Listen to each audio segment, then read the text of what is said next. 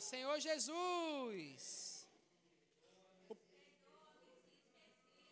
dos teus deste a mim, pecados meus, levaste em teu precioso amor, de sangue e cruz. Amém. Hoje sei que pela fé sou justo em ti, pois justo és.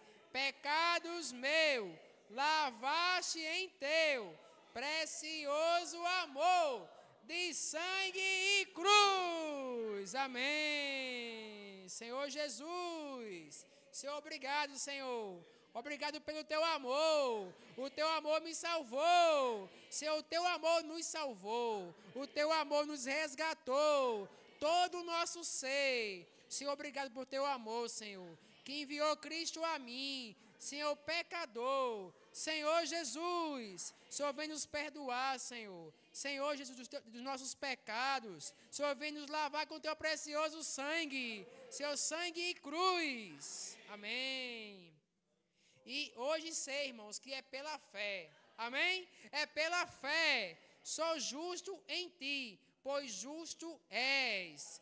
Pecados meus, levaste em teu precioso amor, de sangue e cruz. Amém. Senhor Jesus.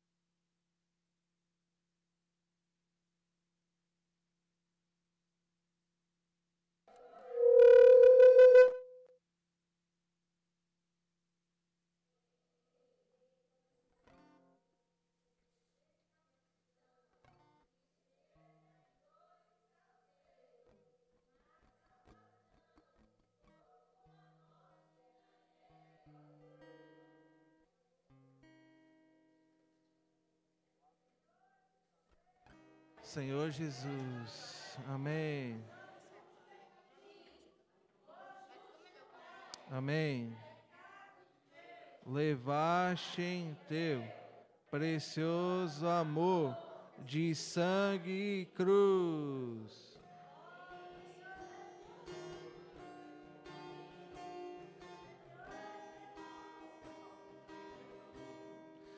Peço perdão por ter vivido pra mim, meu coração andou distante de ti. Sei que a aflição,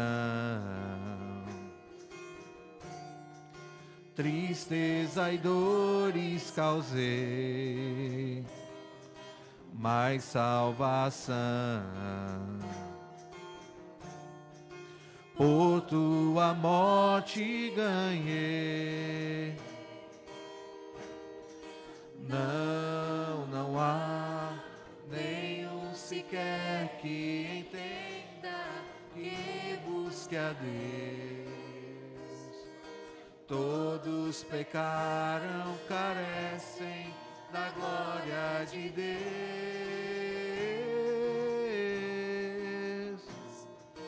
Não há nenhum sequer que entenda, que busque a Deus. Todos pecaram, carecem da glória de Deus. teu amor me salvou, teu tratou o meu ser, teu amor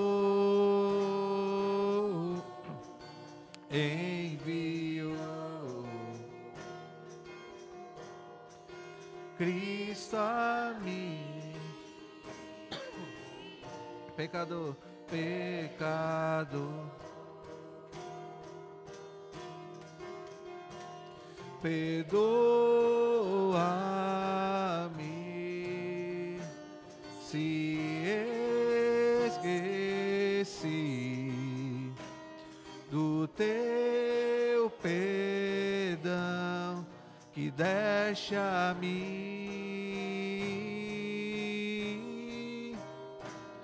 pecados meus levaste teu precioso amor de sangue e cruz. E hoje sei que pela fé sou justo em ti, pois justo és.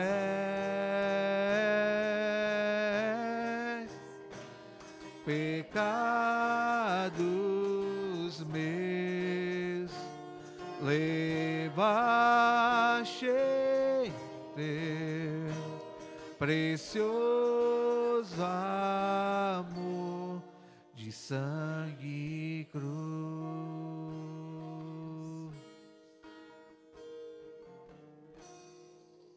Amém. Precioso amor de sangue e cruz.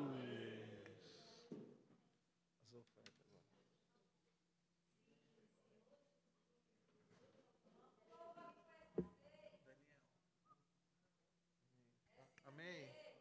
Vamos.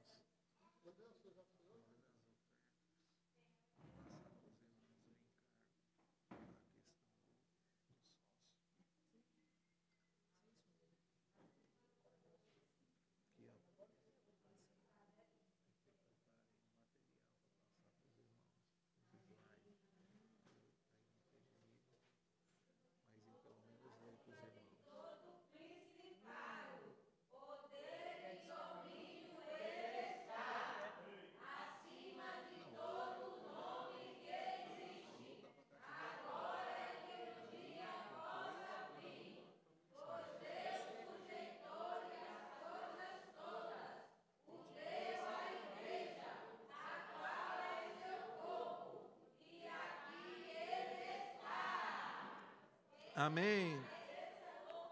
Amém. A imagem do Deus invisível, as primícias dos mortos, primeiro da criação. Amém. Ele é a cabeça do corpo.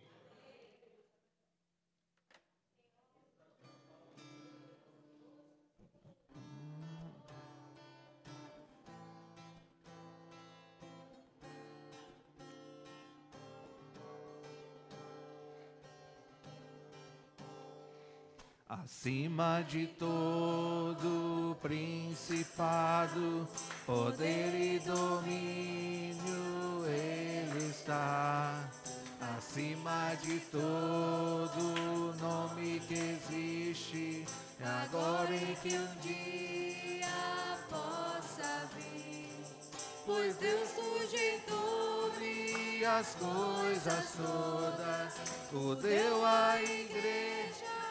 Primeiras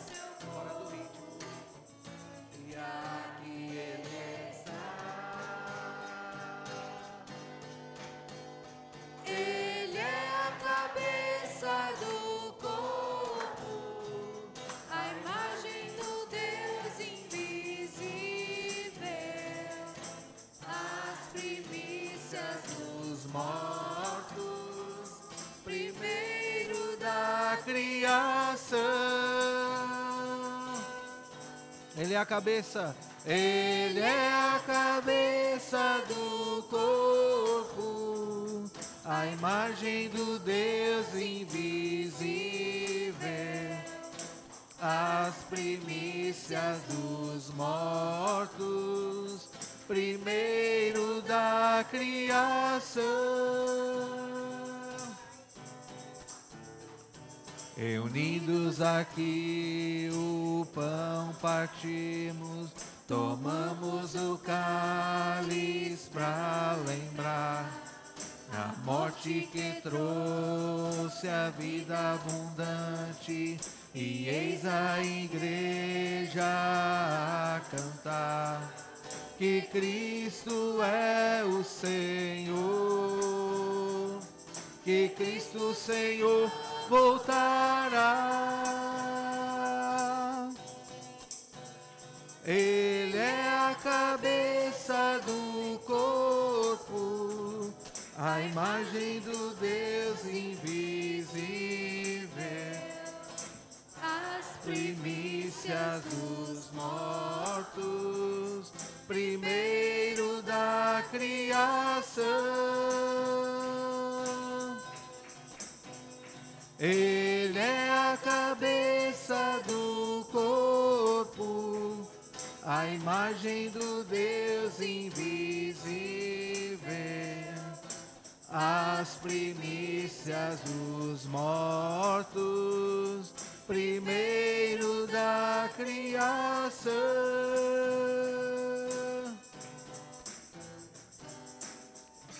Amém. Hã?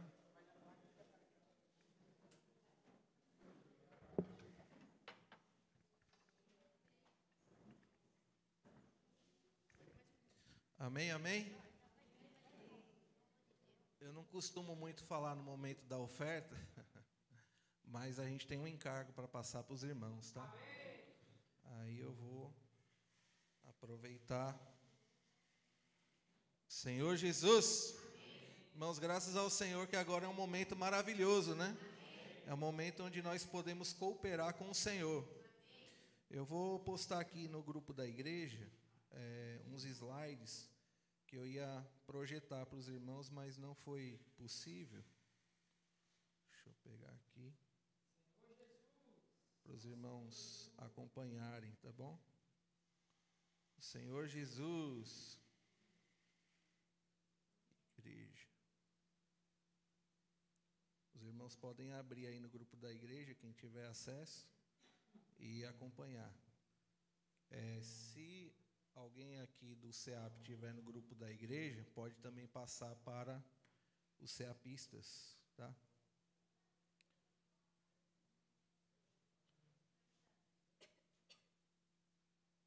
O Joninha não está aqui não, né? A Poliana vai passar, tá bom? Senhor Jesus, irmãos, semana passada, na verdade, todo segundo domingo de cada mês, nós temos um encargo muito precioso, né? Que é cooperar com o avanço da obra do Senhor, ofertando para os sócios do Evangelho. E geralmente isso ocorre todo segundo domingo de cada mês, né? Só que por conta da conferência com o irmão Pedro, aí foi adiado para o terceiro domingo, que foi domingo passado. Domingo passado, né, tinham poucos irmãos na reunião, inclusive eu e Joaquim mesmo, nós estávamos na conferência com o irmão Pedro lá na Bahia, né, em Ilhéus. E aí o Senhor falou muito forte para nós sobre a importância de nós apoiarmos o avanço da obra do Evangelho. E aí nós providenciamos esses slides, né, aí para os irmãos entenderem mais ou menos como é que funciona esses recursos que entram para o investimento da obra do Senhor, né? Os irmãos sabem que o sócio do Evangelho ele é para custear as despesas que são geradas da obra do Senhor na nossa região. Já os investidores do reino já é algo mais para o exterior. Então, por conta do tempo, para a gente não já está bem avançado o horário, já vamos pular direto para o slide aqui que diz assim: qual a diferença, né, de sócio do Evangelho e investidor do reino? Sócio do Evangelho significa uma oferta regional, onde os recursos são investidos na nossa região, nos 5 estados: Ceará, Rio Grande do Norte, Paraíba, Pernambuco e Alagoas. Os investidores do reino já é o quê? É uma oferta voltada para o avanço da obra do Senhor aonde? No exterior. Então, são 2 ofertas diferentes. Quando se fala de sócio do Evangelho, nós estamos apoiando a obra regional. Quando se fala de investidor do reino, nós estamos apoiando o avanço da obra a nível internacional. Amém ou não amém? Ó Senhor Jesus. E aí fala aqui, ó, uma oferta voltada para o avanço da obra no exterior, casas de missionários em outros países, frentes de obra, construção de mais bases do CEAP, centro de obra, em outros continentes. Qual a diferença entre investidores do reino e oferta para missões exterior? Missões no exterior apenas mantém o que já existe. Então, por exemplo, geralmente quando a gente vai para a instância, que os irmãos falam de missões, aí não passa um folderzinho, né? Missões no exterior para ofertar.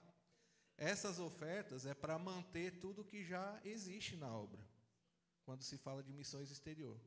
Mas quando se fala aqui, ó, investidores do reino, para que serve? Para promover o avanço, por isso é um investimento, tá certo? Então, essas cotas, né, que a gente oferta, aquelas cotas dos R$500, elas vão para a obra no âmbito internacional, para abrir novas frentes, né, novos CEAPs e assim por diante. Aí, em se tratando de sócio do Evangelho, no próximo slide a gente vê aí, né, atualmente a receita dos sócios na nossa região chega a R$53 mil.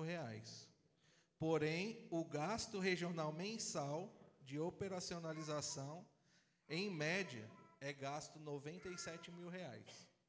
Então, quer dizer, entra 53 mil e gasta 97 mil. Como é que paga essa conta? Então, os irmãos vão entender como é que paga essa conta, tá? Aí aqui fala assim, né? No próximo slide, mostrando que a nossa região constitui em torno de 4.500 irmãos aproximadamente. Se cada irmão cooperar com o sócio do Evangelho com um valor de R$20, né, que R$20 não é um valor exorbitante, é um valor, né, que a gente, hoje em dia, R$20, a gente faz o quê com R$20 quando vai comprar alguma coisa para a nossa casa, né? Mas esses R$20 juntando de 4.500 irmãos, fecha R$90 mil. Então, os irmãos têm encorajado, né, que por igreja, de acordo com a quantidade de irmãos que se reúne, se cada localidade, aqui é a média, tá? Porque a gente sabe assim que tem irmãos que talvez não vai ter condição de ofertar os 20, mas não tem problema, ele oferta o que Deus vai colocar no coração dele. Mas vai ter aquele que vai ter o coração e condições de ofertar mais, vai ofertar 50, 100, com liberalidade, com mais expressividade. Então, isso já vai cobrir o quê? Aquele irmão que talvez não tenha a condição de pagar os 20. Então, na verdade, os irmãos percebem com isso aqui que não é uma questão de condição financeira e nem uma questão de eu ter para ofertar, mas é uma questão de coração.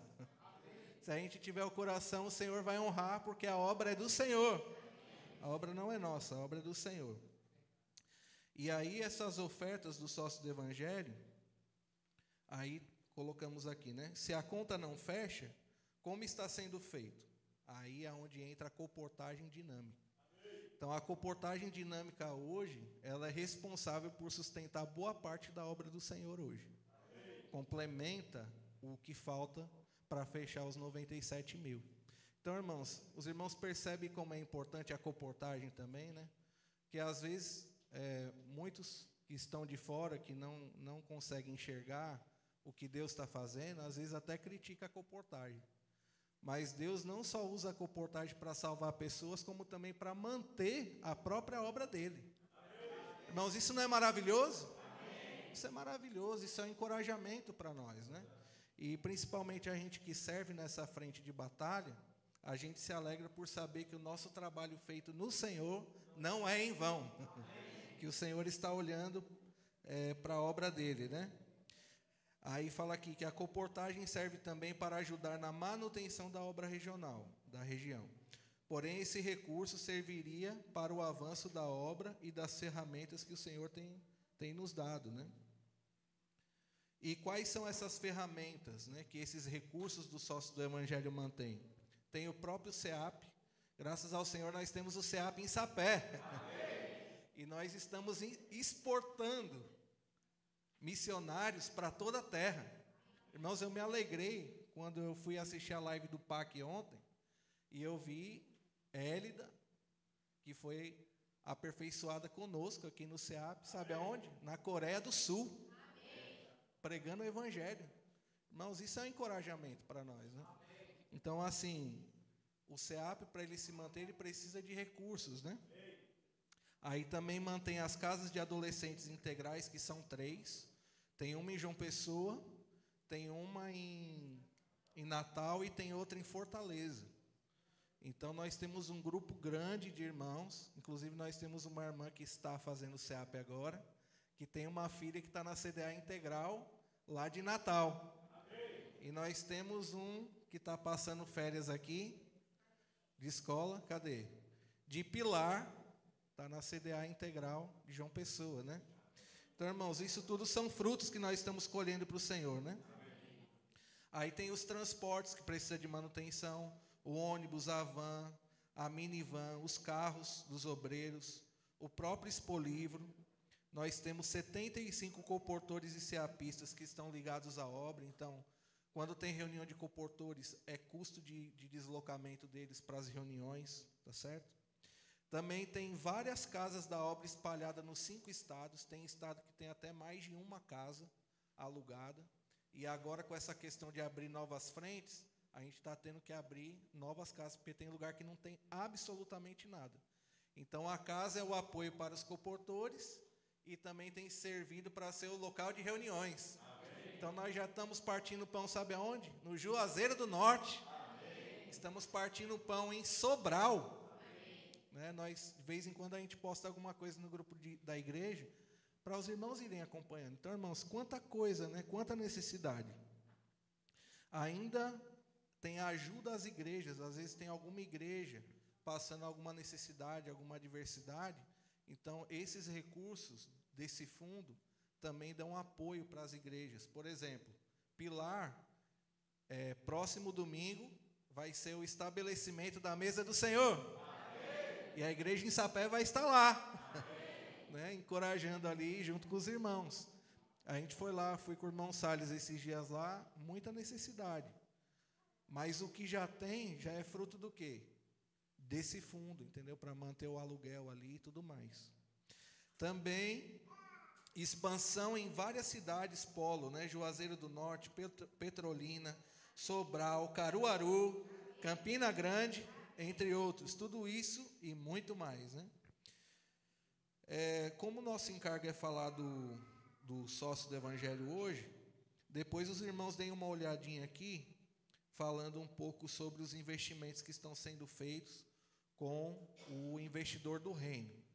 Então, nós queremos encorajar nesse momento, dar um minutinho para que cada um de nós possamos ir diante do Senhor, para que a gente possa fazer essa oferta com esse coração, vislumbrando o avanço que Deus tem feito por meio da obra dele, através dos que estão na frente de batalha, e que depende desses recursos para poder a obra avançar ainda mais. Quem anela que a obra do Senhor avance ainda mais, diz um amém bem forte. Amém. Amém. Então vamos ofertar com alegria, né? Não com peso, não com tristeza, não por necessidade. Não oferte, né? Porque você simplesmente está ouvindo tudo isso que eu estou falando. Mas que o seu coração seja um coração primeiramente de gratidão a Deus por tudo que Ele tem proporcionado para você. Não tem deixado faltar nada. E nem vai deixar faltar. Porque Deus é fiel. E Ele cuida de nós, tá bom? Então, 1 minuto de oração e em sequência nós vamos fazer nossas ofertas. O Daniel vai colocar aqui a caixa. Amém.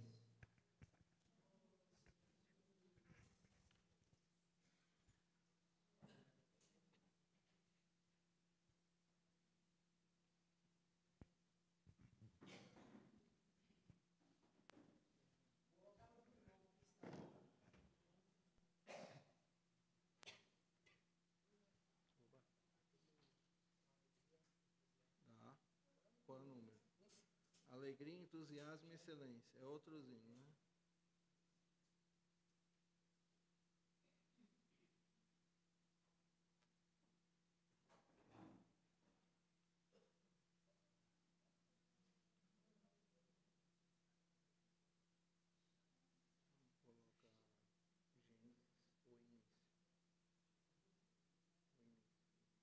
Irmãos, vamos desfrutar do hino Inclusão, Entusiasmo e Excelência. Amém.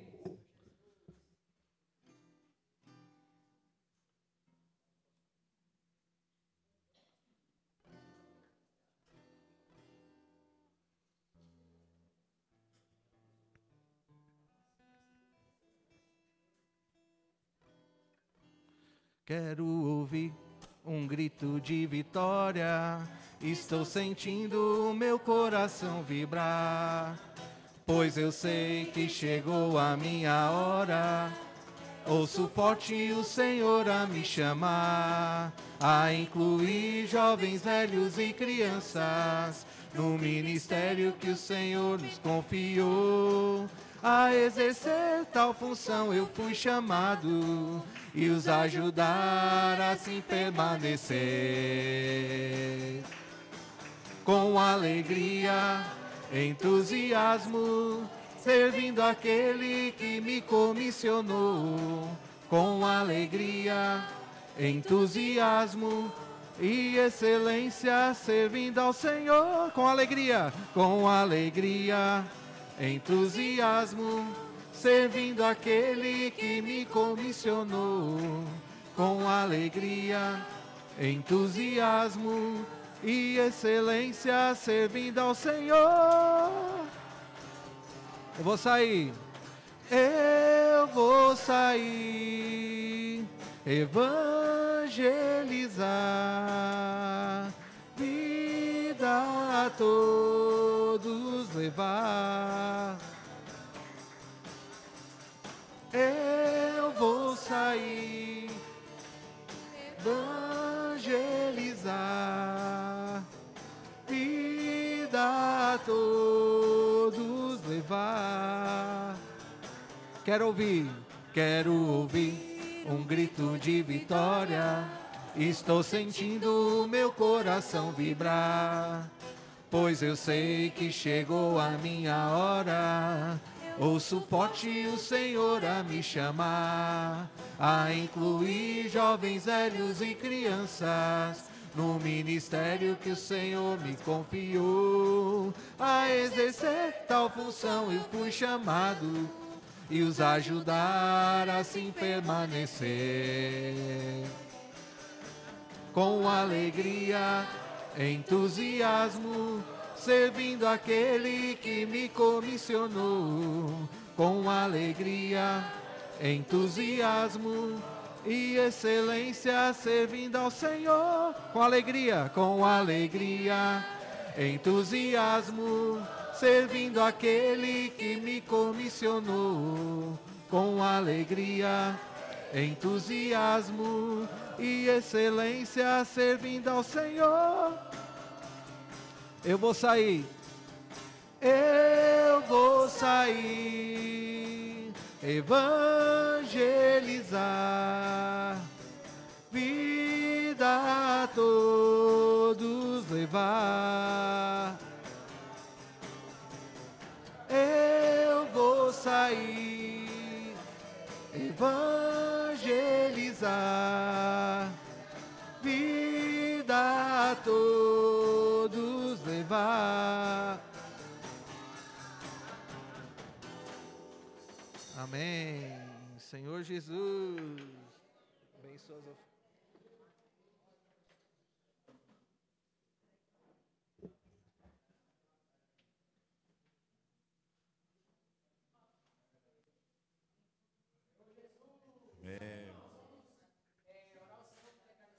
Vamos ficar de pé para orarmos pela sua oferta.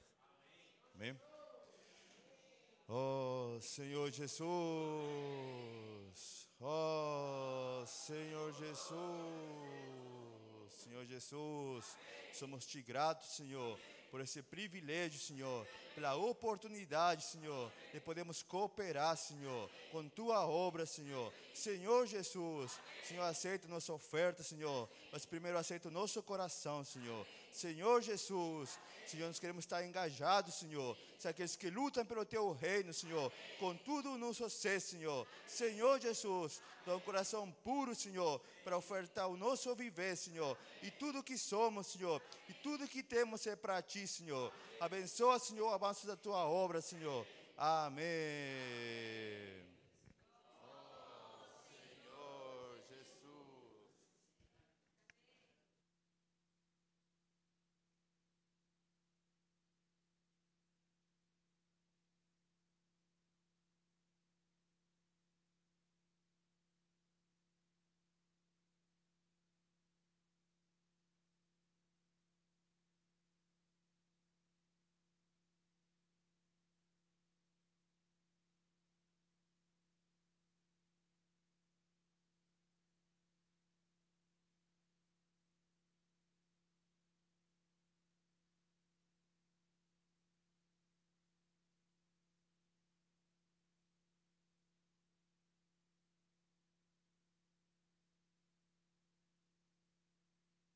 Ó Senhor Jesus, amém.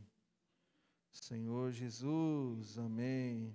Obrigado pelo Teu Espírito, obrigado por essa reunião, obrigado por tudo que o Senhor fez por nós. Senhor Jesus, ainda venha falar conosco essa noite, queremos sair daqui fortalecidos, revigorados e encorajados. Jesus é o Senhor, amém.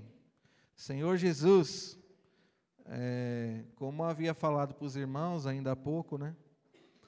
Graças ao Senhor, a gente teve uma sucessão de conferências aqui no Nordeste, né? Começou com a nossa região 4, que teve 3 reuniões. A primeira reunião foi em Fortaleza, depois mais 2 reuniões em Natal.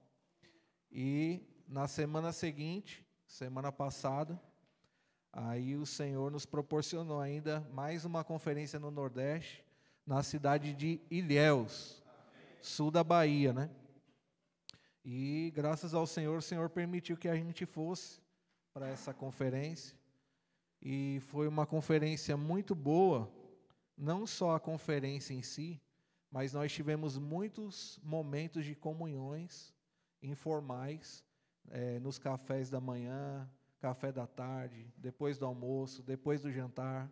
Era comunhão direto, todo o tempo, a gente ali em comunhão com o irmão Pedro, em comunhão com os cooperadores, irmãos responsáveis, alguns irmãos que também colaboram na obra do Senhor. E o Senhor falou fortemente conosco, desde sábado, a primeira mensagem que foi liberada, o Senhor já começou destruindo o nosso ninho. Começou destruindo o nosso ninho, né? Hoje, o Espírito tem uma preocupação muito grande, né? Que é a questão das nossas estruturas, que nós formamos e criamos ao longo que nós vamos vivendo a vida da igreja. Então, por exemplo, hoje tem irmãos aqui que tem pouco tempo que se converteu e que está vivendo a vida da igreja.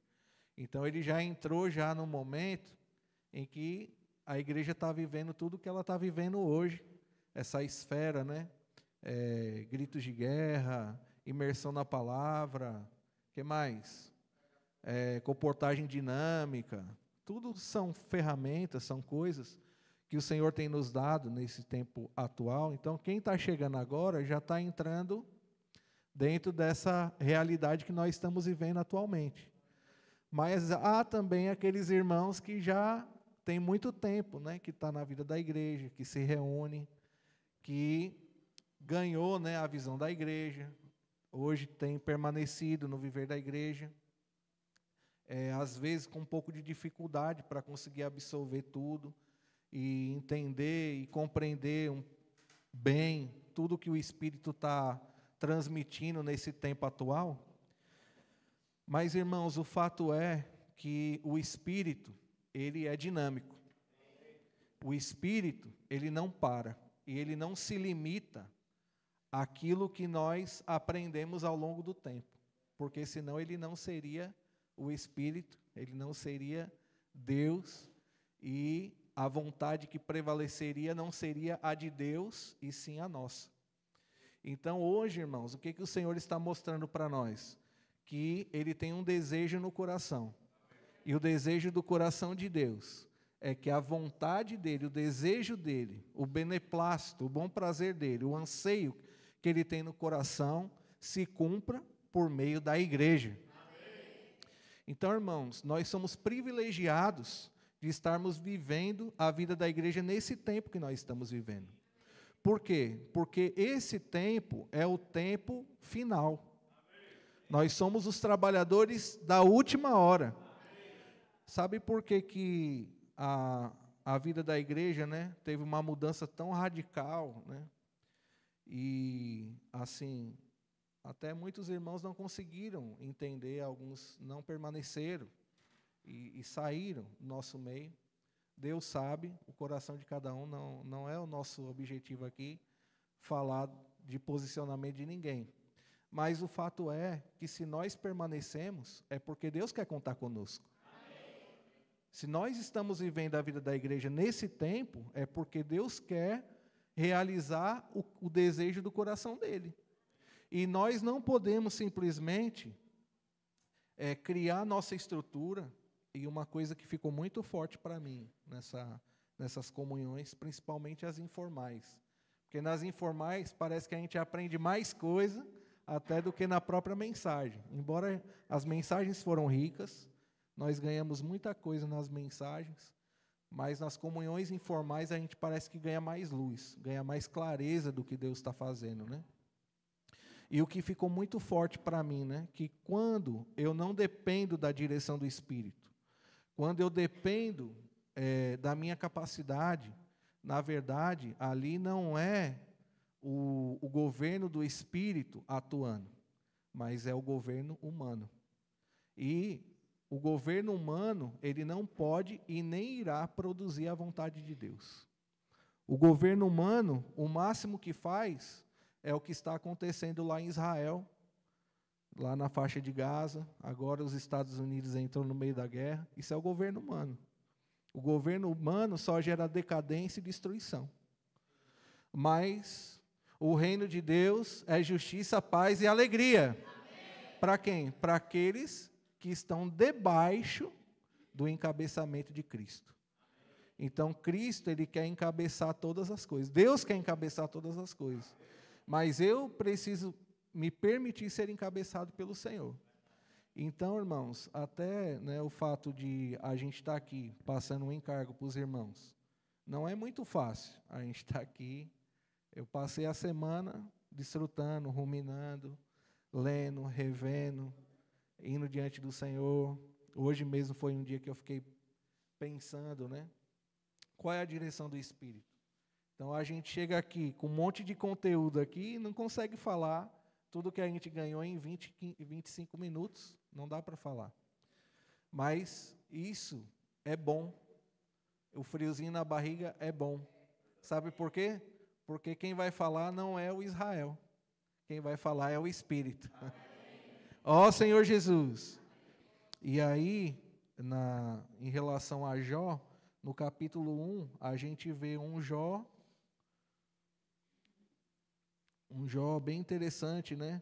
Estruturado, uma família estruturada, equilibrada, uma vida equilibrada, uma pessoa próspera financeiramente, uma pessoa de bem, uma pessoa íntegra, uma pessoa bem vista pela sociedade. Só que essa pessoa, né, tão íntegra, acaba sendo acusado diante de Deus de que ele só era temente a Deus da maneira como ele era, porque Deus fazia tudo o que ele queria, dava tudo para ele. E ainda desafiou Deus, tira as coisas dele, né? Aqui fala, né? A partir do versículo 6. Num dia em que os filhos de Deus vieram apresentar-se diante do Senhor, veio também Satanás entre eles.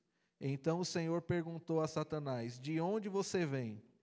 Aí sabe o que Satanás respondeu? Satanás respondeu ao Senhor, de rodear a terra e passear por ela. Então ele está rodeando a terra e passeando pela terra, sondando a gente. E aqui no caso ele estava sondando Jó, né? E o Senhor disse a Satanás, você reparou no meu servo Jó? Não há ninguém como ele na terra. Ele é um homem íntegro e reto, que teme a Deus e que se desvia do mal. Então Satanás respondeu ao Senhor, será que é sem motivo que Jó teme a Deus? Não é verdade que tu mesmo puseste uma cerca ao redor dele, da sua casa e de tudo que ele tem?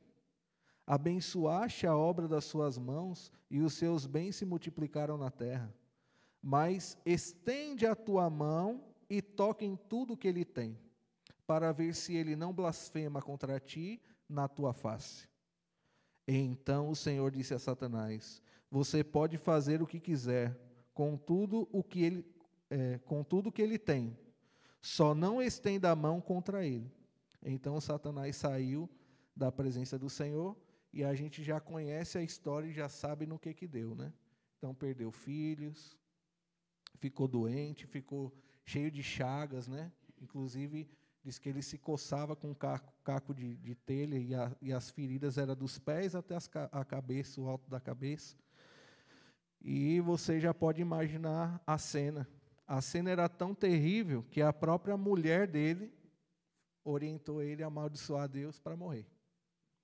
Mas, irmãos, vai passando o tempo, aí chega lá em Jó 29, a gente vê um Jó cheio de justificativa, de boa justificativa e de questionamentos em relação à situação que ele estava passando, porque os amigos dele começou a dizer para ele, né?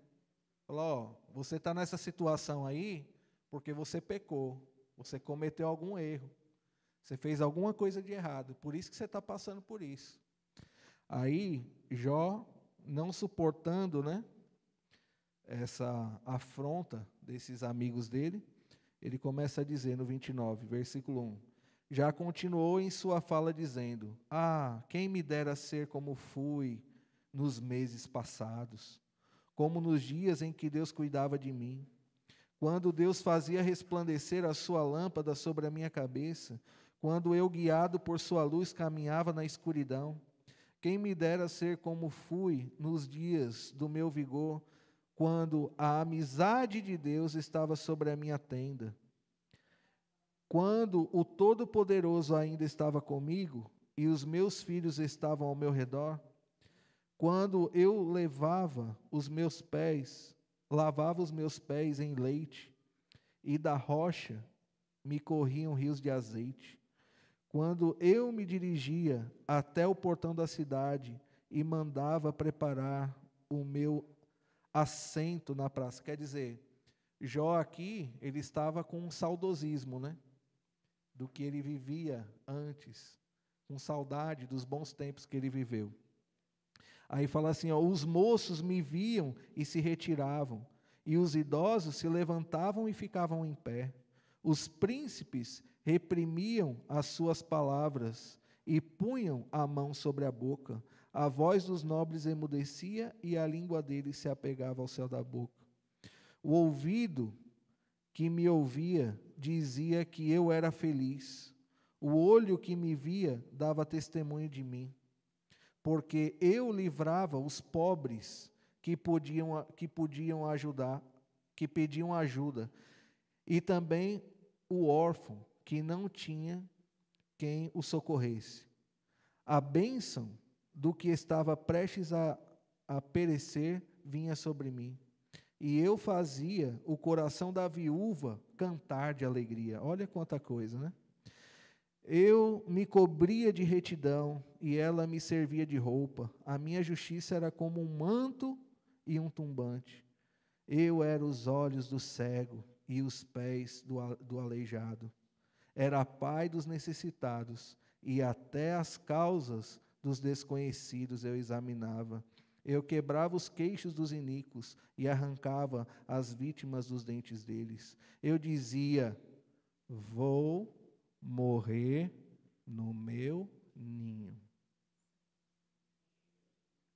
Vou morrer no meu ninho, e multiplicarei os meus dias como areia. As minhas raízes se estenderão até as águas, e o orvalho ficará durante a noite sobre os meus ramos. A minha honra se renovará em mim, e o meu arco se reforçará na minha mão. Não vou ler até o final, mas já deu para entender aqui pelo contexto, né, que às vezes a gente pode sentir falta, saudade de bons tempos que nós vivemos, de boas coisas que nós já vivemos na nossa vida, tanto espiritualmente como humanamente. Mas, irmãos, o que passou não volta. O tempo passou. O tempo se foi. Agora o que conta para Deus é daqui para frente. E o que Deus espera de nós? Que nos acomodemos na nossa estrutura de poder, no nosso ninho, na nossa zona de conforto. No meu ninho expirarei, quer dizer, era uma vida tão regalada, tão boa, que ali mesmo ele queria terminar os dias da vida dele.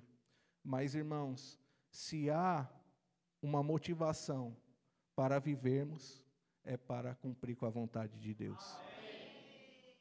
E para isso, o que Deus quer fazer? Ele quer destruir o ninho. Antes a gente falava que Deus queria tirar a gente do ninho. Mas agora a visão já avançou. Deus não quer tirar a gente do ninho. Deus quer literalmente destruir o ninho. Porque se Ele não destrói o ninho, você sai, mas depois você sabe que o ninho está preparado para te receber na hora que você se sentir desconfortável na situação que você se encontrar. É muito mais favorável para a gente saber que tem uma estrutura, que tem um ponto de apoio que a gente pode voltar. Irmãos, não tem mais volta! Não tem mais volta. Abraão, ele só andou para frente. E nós? Só resta uma coisa para nós: andar para frente. Avançar, vamos avançar. E, irmãos, e pasmem, né? Aí eu achei, depois que o irmão Pedro falou isso, né? Eu achei que já tinha acabado, né? Mas aí, ele falou, mexendo agora com aqueles que estão vivendo no tempo atual. Até a nossa maneira de fazer a imersão, de pregar o Evangelho, a gente pode criar a nossa estrutura de zona de conforto. Os irmãos que saem às ruas já sabem o que vai orar, como vai abordar. Se perder o frio na barriga, tem alguma coisa errada. Se perder o frio na barriga, é porque você está acomodado na sua zona de conforto. O governo não é do Espírito, o governo é humano. E o governo humano não produz a vontade de Deus. Então, irmãos, nós não podemos nos apoiar na estrutura. Inclusive, o irmão Pedro deu o exemplo dos próprios irmãos de Mossoró, né? Graças ao Senhor, os irmãos têm avançado lá, né? Com a rede de cuidado, estão abrindo salas de oração. O Senhor está nos dando a direção para seguir nessa mesma linha aqui em Sapé também, né? Já tivemos uma primeira reunião de alinhamento. E o coração e o sentimento é engajar todos os irmãos a participar disso. Mas se tudo começar a dar certo, a gente pode ser tentado a pensar, pronto, isso aqui está dando certo, então, se vier outra coisa nova, eu não preciso, porque isso aqui já está dando certo, já é o suficiente. Irmãos, o Espírito não atua dessa maneira. Quando você começa a querer se acomodar com aquele modelo, por exemplo, né, a gente até recentemente estava com um modelo de central de acolhimento e rede de cuidado, né? Aí o que o Espírito fez? Fez uma curva. Agora a direção é essa aqui, ó. Vamos abrir salas de oração. Ao invés de apenas orar com a pessoa, vamos ter um momento de contato com essas pessoas e alimentar elas, fazer imersão com elas, orar com elas, encorajar elas. E quem sabe até convidar para uma reunião da igreja. Irmãos, essa é a direção do Espírito. Pode ser que daqui a pouco tempo o Espírito mude novamente de direção.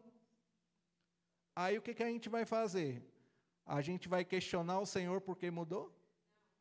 Não, irmãos. Se Deus está mudando, é porque Ele está nos tirando da zona de conforto mesmo. Para a gente aprender a depender única e exclusivamente do Senhor. E aí, quando chega no final, em Jó 42, Jó reconhece a sua condição. Jó 42, 1 e 2, diz assim: Então Jó respondeu ao Senhor e disse: Bem sei que tudo podes, e nenhum dos teus planos pode ser frustrado. Tu me perguntaste, quem é este que sem conhecimento encobre os meus planos? Na verdade, falei do que eu não entendia, coisas que são maravilhosas demais para mim, coisas que eu não conhecia. Disseste, escute, porque eu vou falar, farei perguntas e você me responderá. Eu te conhecia só de ouvir, aleluia, mas agora os meus olhos te veem, por isso me abomino e me arrependo no pó e na cinza. Jó está se arrependendo do que aqui? De ele confiar na sua estrutura, de ele confiar no seu ninho, de ele se apoiar naquilo ali. E ele viu que isso aí estava impedindo, sabe o quê? O plano de Deus, a execução do plano de Deus. Irmãos, o assunto que está em xeque aqui é o plano de Deus. Por exemplo, vocês sabem quantos anos faltam para 2030? 5 anos. O Senhor Jesus veio, iniciou seu ministério com quantos anos? 30 anos. Foi batizado. Com 33 anos e meio, ele foi crucificado e morreu. Existe uma margem de erro no calendário. Significa que se a gente tomar como ponto de partida a crucificação de Cristo, e se o calendário tiver certo, em 2030, fecha os 2000 anos. 2030, fecha os 2000 anos. E digamos que exista uma margem de erro e o Senhor tarde para voltar mais 10 anos. 10 anos eu vou estar com 52. E cada um pode colocar mais 10 na sua idade. Né? E se Deus for muito misericordioso conosco, a gente vai conseguir chegar nesses 10 anos. E outra coisa, irmãos, a gente está vendo tudo isso acontecer no mundo afora. O pronunciamento do presidente se opondo a Israel e sendo favorável ao Irã, os olhos do mundo estão voltados para nós. Vocês sabiam que a qualquer momento pode estourar guerra aqui no Brasil? Sabe por quê? Porque o urânio enriquecido que os aitolás lá do Irã utilizavam para poder construir bombas nucleares, vinham da onde? Só tinha 2 países no mundo, só tem 2 países no mundo que produzem essa matéria-prima. Dentre eles, o Brasil. Então, o que aconteceu? Os olhos do mundo, de Israel e dos Estados Unidos, se voltou para investigar o Brasil, para saber se quem estava fornecendo era o Brasil. E sabe quem vai pagar essa conta? Então, irmãos, o que nós estamos falando aqui é um assunto muito sério. Nós estamos falando da volta do Senhor. E nós precisamos tratar desse assunto com seriedade. Como que nós estamos vivendo a vida da igreja? Percebe, irmãos? E vocês sabem por que está acontecendo tudo isso? É porque o evangelho do reino está sendo pregado em toda a terra. E de uma maneira muito veloz. Países onde nunca jamais se imaginou o evangelho do reino chegar. No Vietnã, um lugar onde as pessoas não sabem nem quem é Jesus. O evangelho do reino chegou lá. Através, sabe de quem? Comportores, missionários, que foram daqui do Brasil para lá e o Senhor abriu essa porta. Então, irmãos, nós precisamos reagir positivamente. Não viva a vida da igreja de oba-oba. Não pense que só o fato de você estar numa reunião todo domingo aqui, partindo o pão, é o suficiente. Irmãos, isso aí não vai trazer o Senhor de volta.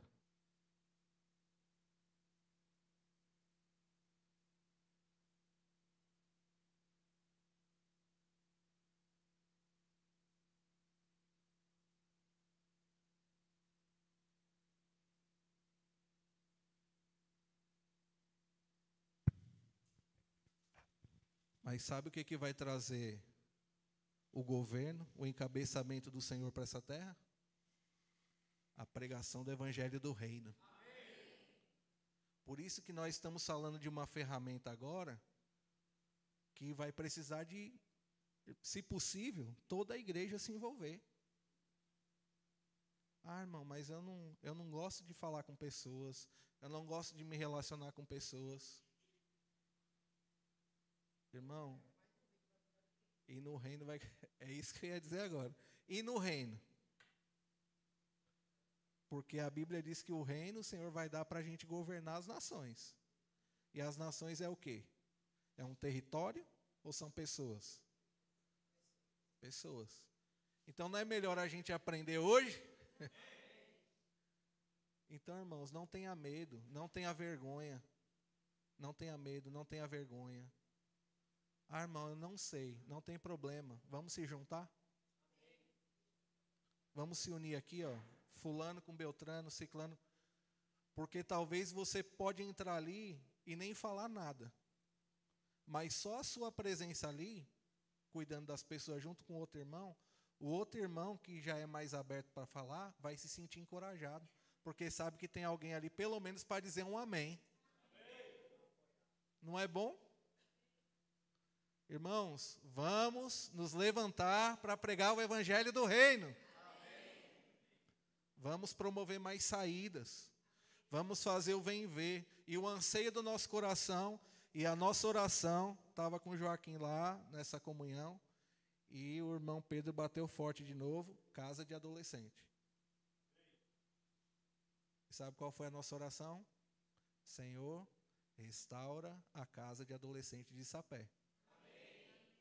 Como vai começar? Não sei. Quem vai cuidar é o Espírito. A gente apenas vai se dispor para o Espírito agir. Agora, como vai ser, a gente não sabe. Mas, irmãos, quando a gente está acompanhando de perto, nosso coração arde para fazer a vontade do Senhor. E para fechar, né, porque é muito conteúdo, o Senhor abriu para nós agora um novo livro, né? O livro de Gênesis, nos levando de volta ao princípio. E, em suma, a gente pode resumir essa mensagem do domingo com 3 perguntas. Vamos ler, Gênesis 1, versículo 1.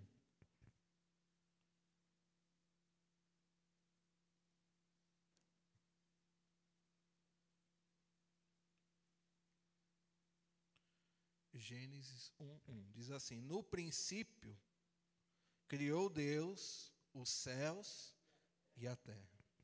Então aqui está falando do princípio. E o que tinha antes do princípio? Essa é a primeira pergunta.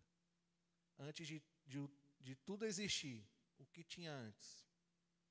Essa é a primeira pergunta. A segunda pergunta, que antes do início, do princípio, significa que não existia o tempo. O que existia? A eternidade. Então a gente viu uma série de versículos, que eu não vou ler para os irmãos por causa do horário que está bem avançado, tá? Mas Isaías 57:15, que a gente conhece, né, que fala, né, que Deus, ele habita o alto e santo lugar, e ele habita onde? A eternidade. Então, onde Deus habita? A eternidade. O que tem na eternidade? A eternidade não tem o tempo. O tempo, ele se inicia no princípio aqui, quando Deus começa a criar todas as coisas. Tá certo? Por isso que é importante a gente entender o que tinha antes. Aí depois a gente vê o quê? Hebreus 13:8, falando que o Senhor Jesus, ele é o mesmo ontem, hoje e eternamente. Quer dizer que o Senhor Jesus, ele é eterno também. E Tiago 1:17 afirma que nosso Deus habita a eternidade e é a própria luz. O que mais? João 1 e 2 mostra Cristo na eternidade com Deus, né? Porque ele fala lá, no princípio era o verbo, a palavra estava onde? Com Deus, e o que a palavra era? Deus. E o versículo 14 diz que essa palavra que estava com Deus se fez carne. Quem se fez carne? Jesus Cristo. Então isso significa que Cristo já estava na eternidade com o Pai. Aleluia! E é por causa disso que um dia nós também seremos introduzidos na eternidade. Por causa de Cristo. Os irmãos estão claros disso ou não? Provérbios 8, 12 e 23 diz que Cristo, né, não fala o nome Cristo, mas pela leitura a gente entende que é Cristo. O que ele é? A sabedoria de Deus. O que Cristo é? A sabedoria de Deus. Então Deus precisava colocar em execução o seu plano. E ele precisava de alguém com sabedoria. E o que Cristo é? A sabedoria de Deus. Depois, Salmo 90, versículo 2, afirma que antes de criar os céus e a terra, ele já era Deus e continuará sendo Deus eternamente. Então, antes do tempo, Deus já era eterno e depois do tempo ele vai continuar sendo eterno para sempre. Tá certo? Então, Deus é eterno. Então, o que tinha antes do tempo? A eternidade. E o que estava na eternidade? Deus. Deus é autoexistente. Tá certo? Ele é autoexistente. Então, a partir dele é que as demais coisas foram criadas. Não de maneira aleatória, mas para o cumprimento da sua vontade, do seu bom prazer, do seu beneplácito. Aí, Efésios 1:5, aí agora vem a segunda pergunta. Então, quando a gente entende o que vinha antes do tempo, que é a eternidade, a gente agora pode entender qual é o propósito do tempo. Para que Deus criou o tempo? Então, Efésios 1:5 nos mostra que tudo gira em torno do beneplácito da vontade de Deus. Tá certo? O que é esse beneplácito? É o anelo do coração de Deus. Tá certo? Então, Efésios 1:5 nos mostra que tudo no universo gira em torno do bom prazer de Deus. E o versículo 9, é porque são versículos que a gente já leu bastante, tá? Aí eu estou só mencionando, e os irmãos depois, se quiserem conferir, pode conferir com a Bíblia, tá? E o versículo 9, o que a gente vê? Deus estabelecendo um plano em Cristo. Aleluia, Deus estabeleceu um plano em Cristo. Que plano é esse? Um plano para cumprir com esse anelo que está no coração de Deus. E o versículo 10 mostra que esse anelo do coração de Deus, que Ele quer executar em Cristo, Ele vai fazer isso aonde? Na dispensação da plenitude dos tempos. Então aqui fica claro para mim e para você que Deus criou o tempo para executar a sua vontade. Nós não fomos criados por acaso. Nós somos criados para cumprir com a vontade de Deus, para cumprir com o desejo do coração de Deus. E aqui fala que Deus deseja encabeçar todas as coisas em Cristo. Isso mostra que o tempo foi criado para cumprir a sua vontade. O relógio está correndo. Tic-tac. E o tempo não volta mais. A história da igreja já dura mais de 20 séculos e Cristo ainda não concluiu sua obra. Mas creio que pela condução atual do Espírito, isso não tardará. Irmãos, em breve o Senhor vai executar a sua vontade. E é interessante, irmãos, quando que inicia o tempo na minha e na sua vida? Isso aí foi uma coisa que na hora que o irmão falou, me levou a refletir profundamente. Quando começa o tempo da nossa vida? Vocês sabem? Quando começa a contar o tempo para a gente? Quando nasce. Não é assim? Todos nós aqui temos uma data de nascimento, não tem? Tem a do novo nascimento também. Mas, humanamente falando, todo mundo aqui na certidão de nascimento, ou no RG tem lá, data de nascimento, 27 de agosto de 1983, que é a data do meu nascimento. E se nós não nos engajarmos para apressar a volta do Senhor, nós também teremos uma data de falecimento. Quando o irmão falou isso, bum, bateu assim. Porque, irmãos, a gente vive a nossa vida como se as coisas só acontecessem com os outros. Que a gente está isento. Mas, irmãos, não se engane. Nós temos o Espírito, temos a eternidade, estamos aqui para cumprir com a vontade de Deus, mas se o Senhor tardar em voltar, a gente vai morrer. E aí nós teremos uma data de falecimento. Então, o início do tempo para a gente é quando a gente nasce. E o fim do tempo para a gente aqui na Terra é quando a gente morre fisicamente. Mas o que Deus espera de nós? Que nós temos uma viva esperança. Nós temos a eternidade dentro de nós. Ó Senhor Jesus. E quando nós entendemos tudo isso, aí vem a terceira e última pergunta. Quando que o tempo vai terminar? Né? Sabe quando o tempo vai terminar? Agora esse tempo aqui não é o nosso tempo. É o tempo do relógio de Deus. Tá certo? Sabe quando que vai terminar o tempo? Quando todas as dispensações se cumprirem. E já estamos nos últimos momentos.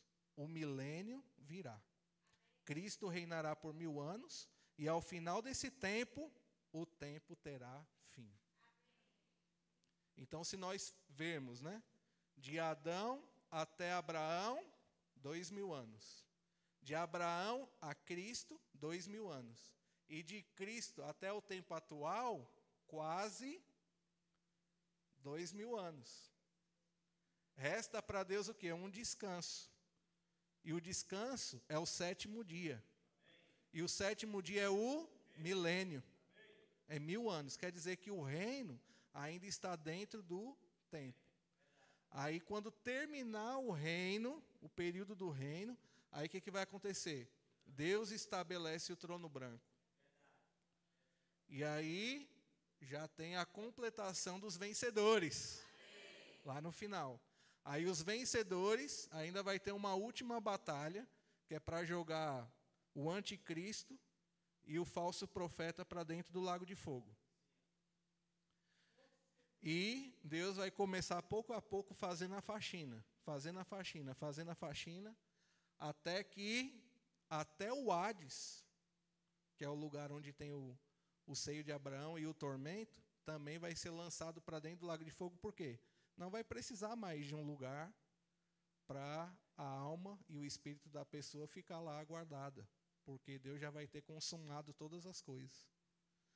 E daí encerra-se o tempo e inicia-se novamente o quê? A eternidade. E o que é a eternidade? A Nova Jerusalém. Tá certo?